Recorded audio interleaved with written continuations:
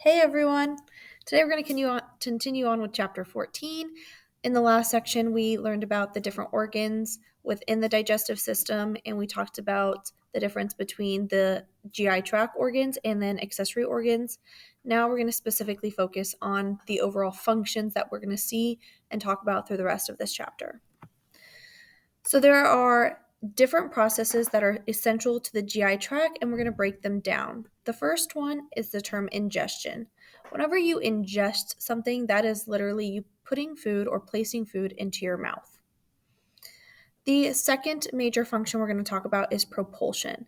So whenever you think of propulsion, think of like propelling, you're moving things. And in this instance, you are moving food from one part of your digestive system to another.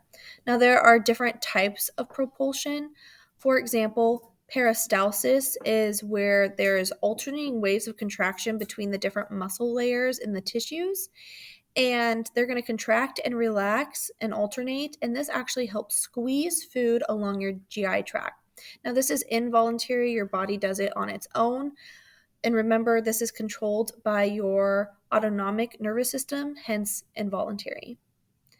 The next one that we're going to talk about is called segmentation. This is the movement of materials back and forth to foster mixing, and this typically happens within your small intestine. Now, there's a third one on here as well.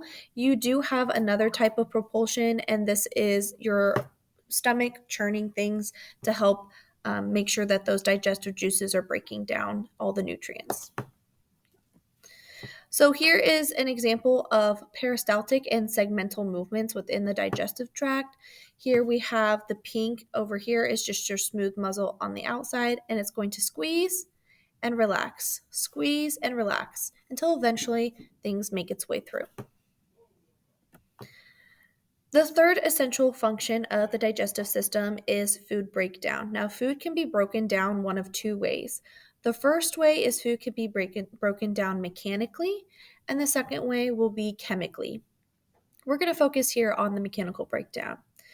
Mechanical breakdown is where we are physically making food into smaller pieces. And the reason that we're doing this is we want to increase the surface area for our enzymes of our chemical breakdown to react. So having more surface area actually helps speeds up a reaction or speeds up breaking down food.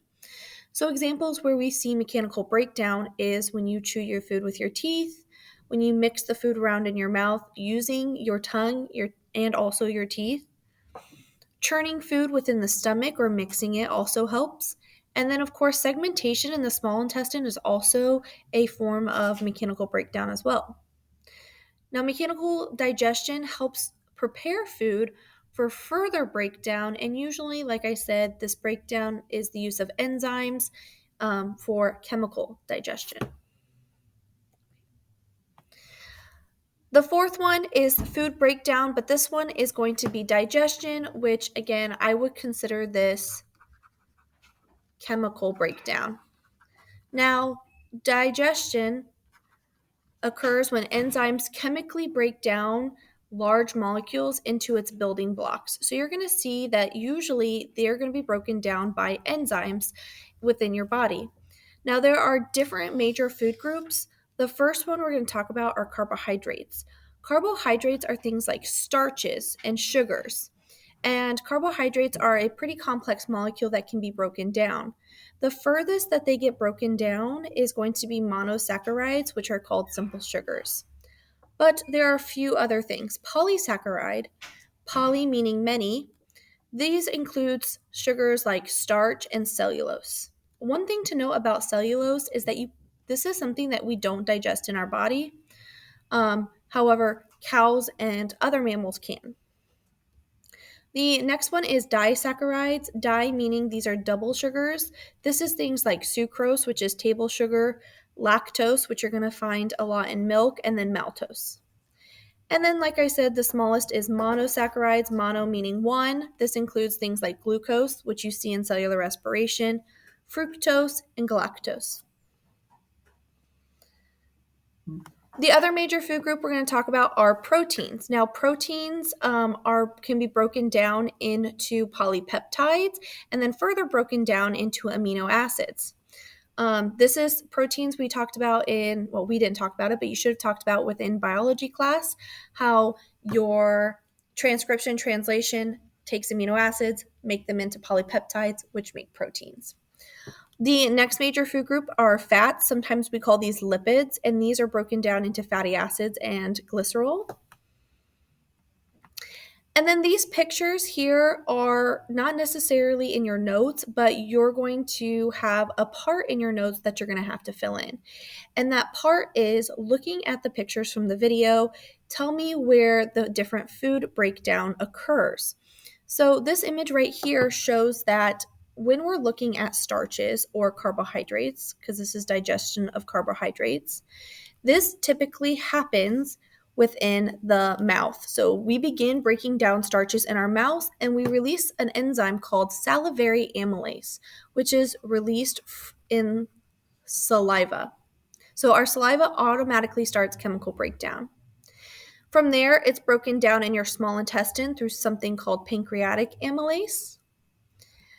Once they get broken down into oligosaccharides, which these consist of a few monosaccharides and a few disaccharide links, this gets broken down in the small intestine through something called brush border enzymes. Eventually, they'll get broken down into monosaccharides. Now, it says down here, absorption of carbohydrates, monosaccharides will enter the bloodstream in the villi, which are little extensions of the cell body to help transport to the liver via the hepatic portal system, where they will be modified and any toxins can be removed and nutrients. The next one we're going to look at the image is the digestion of proteins. Now, protein digestion usually begins in your stomach by the release of something called pepsin, and we're going to talk about pepsin and pepsinogen when we get to the stomach. That gets broken down into large polypeptides, where further breakdown in the small intestine occurs through other pancreatic enzymes. And further down in the small intestine, brush border enzymes finish out the rest of digestion. And just like carbohydrates, all of these amino acids that were broken that we now have from breaking down proteins is going into your bloodstream. The last thing is the digestion of fats. Fats, they don't start digestion until you reach the small intestine. And our liver, which is a major part of our digestive system, releases a special type of substance called bile. And bile helps with the breakdown of fats. Further breakdown happens within the small intestine through something called pancreatic lipase. And fatty acids and monoglycerides that actually are what's left over when we break down fat are also going to be transported into our systemic circulation, but it does this through lymph and thoracic ducts. To finish out, once we finish breaking everything down, we have to absorb those nutrients out of our digestive tract, and this actually mostly occurs in our small intestine. So at the end of digestion, we need to absorb those and transport them into our blood or lymph nodes. Food must enter mucosal cells, and then what they do is they move into blood or lymph capillaries. And the last part is everything that is left over that we're not going to use for nutrients has to be eliminated. And the elimination of indigestible substances from our GI tract through our anus is known as defecation. And we do this in the form of feces, or you guys know it as poop. So over here, this is the final image that's in your book. I did include this one in your notes because it does show a lot of the different functions. Here we got ingestion, taking in food. Here we have mechanical breakdown, and it shows chewing, churning, and segmentation. It's going to go down your pharynx, down your esophagus through propulsion. So this is, again, swallowing and having it travel. Stomach's going to churn. We have digestion starting to take place, absorption of those nutrients, and then eventually, again, we get rid of them in the form of feces.